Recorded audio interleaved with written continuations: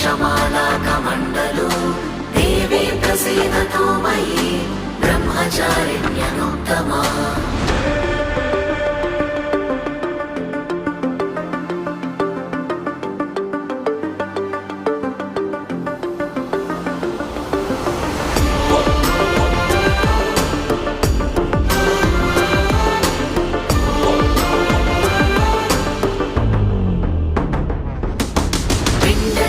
प्रवरारूढा चण्डकोपास्त्रकैर्युता प्रसादं तनुते मह्यं चन्द्रघण्टेति विश्रुता।